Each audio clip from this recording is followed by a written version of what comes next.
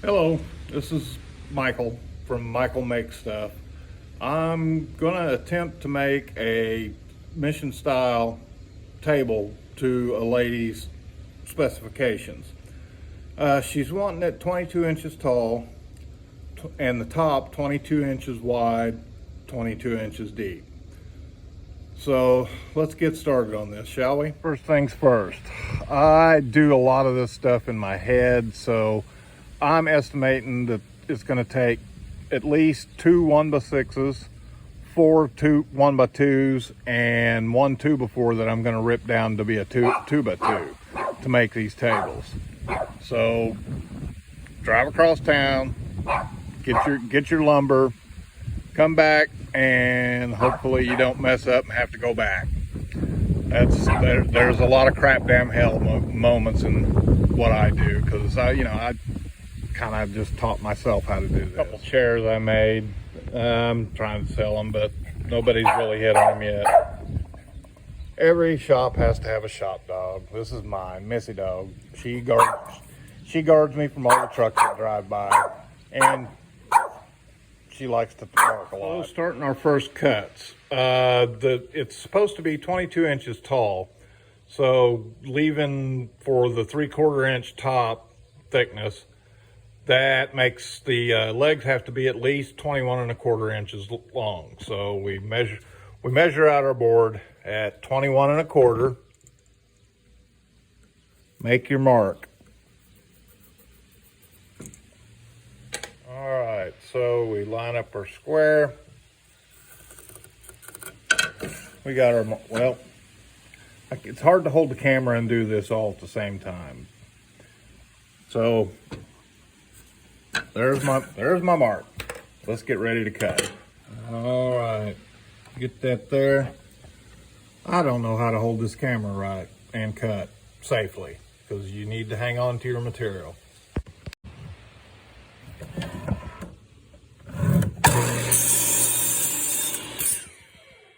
All right, there's one. We're gonna need two of these, because you need 4 legs for your table. So we put a board up. Going off our first board, we make a mark and we cut again. Then the fun part, we get out the table saw, which is really messy. And we rip them down to 2x2s. The thing about lumber is they say it's 2 inches by 2 inches. Well, that's not true. It's 1.5 inches by 1.5 inches. Same way with a 2x4. It's not really a 2x4. It's a 1.5 inch thick by 3.5 inches. Which, well, you kind of get the idea. It's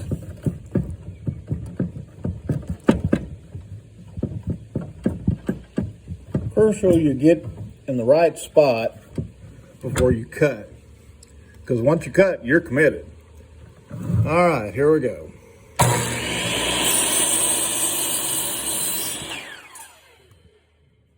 And that makes 2. All right, next up, we're going to rip down these 2x4s down to 2x2s. Start off by setting our blade and our fence at 16th of an inch to shave it off, to have a nice square surface to rip with. Then we go to 1.5 inches and rip, and should get 2 out of each board.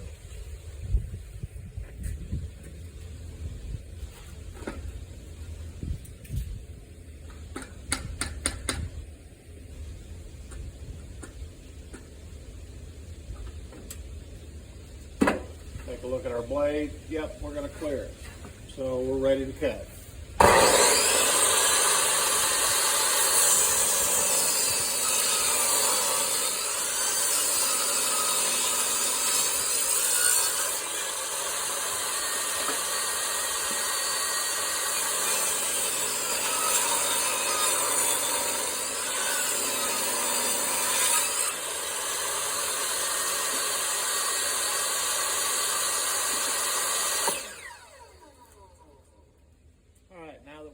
nice square surface, we set it to 1.5 and rip our 2x2s.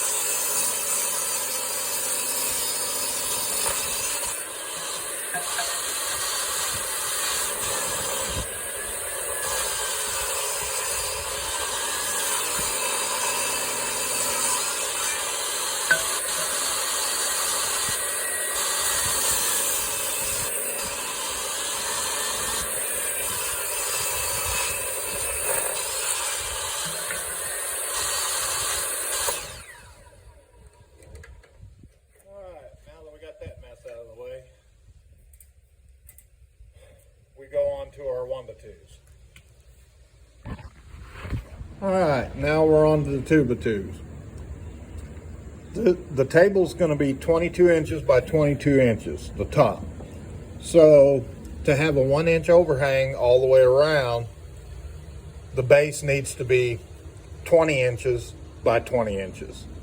So these 2x2s are going to be our rails, top and bottom rails for all 4 sides. So we'll need 8 of them at 20 inches. So get out the tape measure and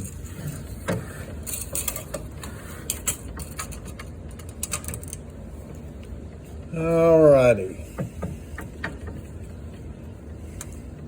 We want it at 20 inch, or what did I say? 20 inches? Yeah. So after a mark at 20 inches, we drop our camera, but we keep going. All right. Back to it.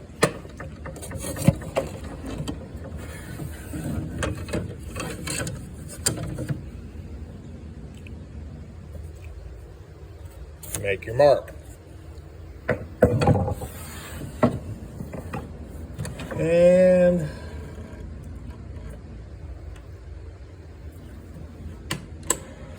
we forget to plug in the saw. That's okay. All right, I'm got quite a mess in here, so I'm doing my best.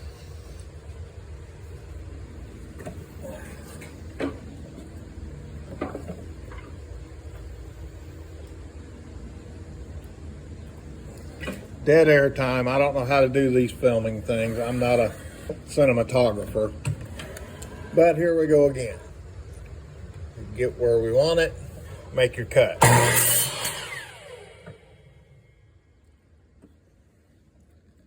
And it would help if I cut right. So,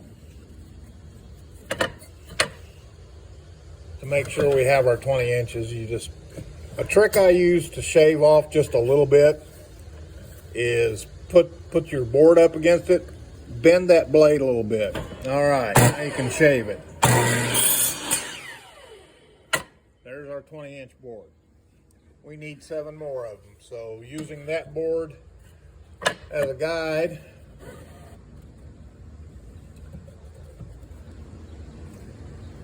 we do it 7 more times.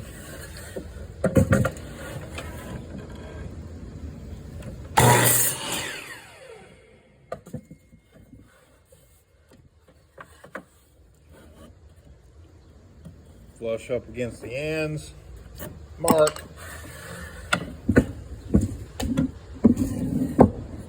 and we cut again.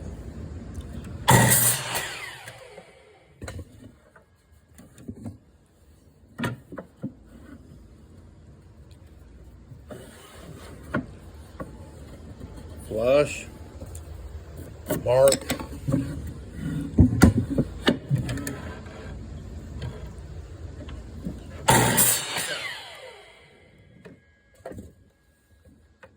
Need another board.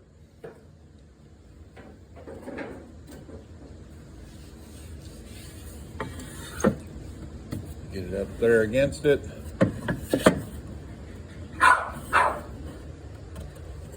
Flush, mark,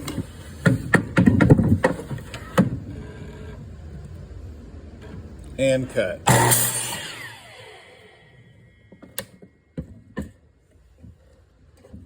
2, 3, 4, 5. 1, 2, 3, 4, 5. I need 2 more. We're almost there, folks.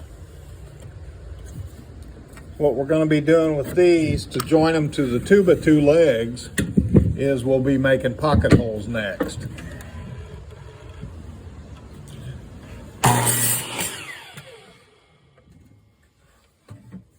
Okay, now we're ready to start drilling some pocket holes.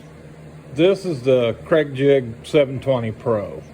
I really like this thing. I started with just a plain Kreg Jig, but it was basic. The 720 Pro has a vacuum port. It's an automatic clamp. You don't have to adjust the clamp. You do have to adjust your depth on these, because if you don't, you get them little drilled hole marks down in there like that. That tells me I wasn't paying attention. So, okay, I'm going to do the first one without the vacuum on because it's pretty noisy. So let's give this a shot and see what we can come up with.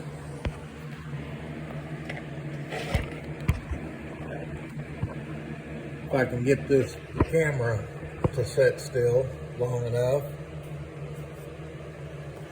All right, we're adjusted on our drill at 3/4 inch thickness because that's what we're working with.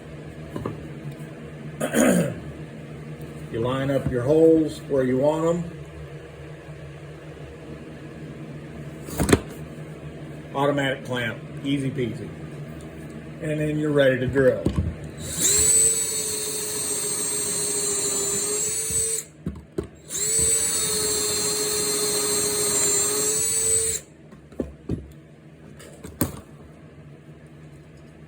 Do the same on the other side. Now sometimes if you want to save screws, you can do 2 on one side, like 2 on one side to keep it stable, and then only 1 on the other one, so you're saving 1 screw per board. That, you know, sometimes it works, sometimes it doesn't, but you know, if you got the screws, don't be chintzy with them. You don't want something falling apart on you.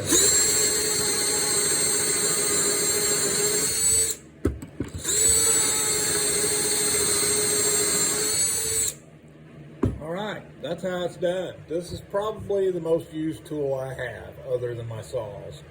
I use this jig a lot. Okay, here's one of those crap damn hell moments that I was talking about earlier. I said that the base needed to be 20 inches by 20 inches. Okay, the legs are 1.5 inches apiece. 20 inches minus 3 is 17. I cut these at 20, so I've got to do these cuts all over again and make these all 17 inches so I can have my 20-inch base. Like I said, crap damn hell.